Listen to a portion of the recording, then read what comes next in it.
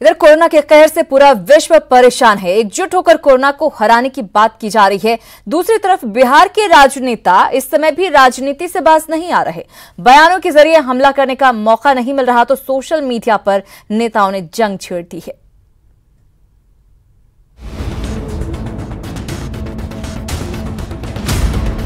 देश में कोरोना बंदी है। लोग अपने घरों में बैठकर कोरोना से जंग लड़ रहे हैं। एकजुट होकर कोरोना को हराने की बात हो रही है, लेकिन ऐसे समय में भी बिहार के नेता आपस में लड़ने से बाज नहीं आ रहे। कल तक पक्ष विपक्ष के बीच जो जुबानी जंग चलती थी वो अब सोशल मीडिया पर छिड़ गई है। आरजेडी के तेजस्वी यादव हों, कांग्रेस के मदन मोहन झा हों या जेडीयू के संजय झा, सबके सब एक दूसरे पर निशाना साधने लगे हैं। कोई ट्वीट पर वार कर रहा है तो कोई फेसबुक पर लिखकर पलटवार कर रहा है। मुझे लगता है विपक्ष को जरूर ऐसे समय में संकीर्ण राजनीति से बाहर निकलना चाहिए। दुनिया के जिन देशों में भी आज अगर इस आपदा के खिलाफ कदम उठाए गए हैं, वहां विपक्ष और सत्ता का फर्क मिट गया है। कोरोना और लॉकडाउन को लेकर सच्चाई ये है कि राजनीति तो सत्तारूढ़ जनता दल यूनाइटेड के लोग कर रहे हैं। कांग्रेस पार्टी ने तो कई मुद्दों पर अपना सुझाव दिया है और सरकार को सुझाव देना अगर राजनीति करना है तो ठीक है, हम राजनीति कर रहे हैं। इसको राजनीति कैसे कह सकते हैं आप? तेजस्वी यादव जी ने कहा है अगर सरकार नहीं देश ला सकती है तो छात्रों को हम लाएंगे। राजनीति के जानकार और वरिष्ठ पत्रकार रवि उपाध्याय का कहना है कि इस तरह की हरकत के लिए कोई एक पक्ष नहीं, पक्ष और विपक्ष दोनों जिम्मेदार है।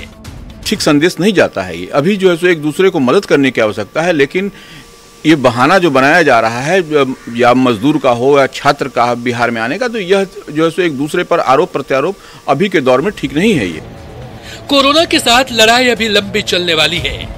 बावजूद इसके सत्ता पक्ष और विपक्ष के बीच सोशल साइट पर जो जंग छिड़ी है उसको देखकर तो यही लगता है कि इस साल होने वाला विधानसभा चुनाव में भी कोरोना का मुद्दा अपना असर डालेगा। न्यूज़ 18 के लिए पटना से संजय कुमार की रिपोर्ट।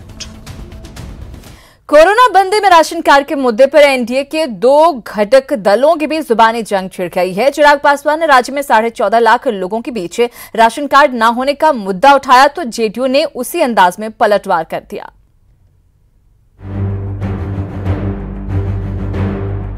कोरोना बंदी के बीच बिहार में पक्ष विपक्ष के बीच चल रहे आरोप प्रत्यारोप का दौर अभी थमा भी नहीं था कि सत्ता पक्ष की दो पार्टियों के बीच जुबानी जंग तेज हो गई। शुरुआत एलजेपी के राष्ट्रीय अध्यक्ष चिराग पासवान के ट्वीट से हुई। चिराग पासवान ने लिखा, जिनका नाम राशन कार्ड लिस्ट में नहीं है वो काफी दिक्कत में हैं।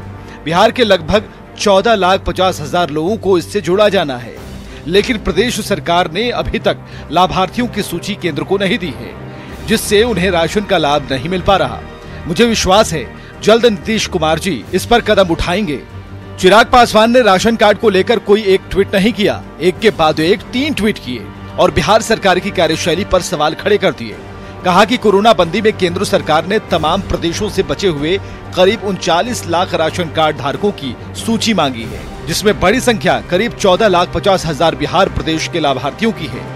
लेकिन केंद्र सरकार के प्रयास के बाद भी बिहार सरकार ने अभी तक सूची नहीं भेजी है। मेरी जानकारी में है कि केंद्रीय मंत्री आदरणीय रामविलास पासवान जी ने निरंतर राज्य सरकार से संपर्क भी साधा है।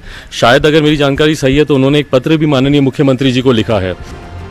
चिराग के तीखे सवाल से तिल मिलाए जेडीयू की तरफ से भवन निर्माण मंत्री अशोक चौधरी ने मोर्चा संभाला और चिराग पासवान को कोरोना बंदी में राजनीति न करने की नसीहत दी।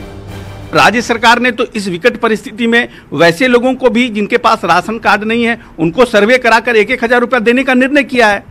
तो ये समय पर इस तरह की राजनीति करना हमको लगता है कि ये उचित नहीं है और ये टोटल ब्लेम गेम करना, सेंट्रल में बैठ करके और यहाँ पर ब्लेम गेम करना, ये भी उचित नहीं है। आप एक अलायंस पार्टनर हैं, आपको उसकी मर्यादा का भी ख्याल रखना चाहिए। एलजेपी और जेडीयू के आरोप प्रत्यारोप को सियासत से जोड़कर ना देखें तो भी ये सच है कि कोरोना बंदी में जिनके पास राशन कार्ड नहीं है उन्हें परेशानी हो रही है।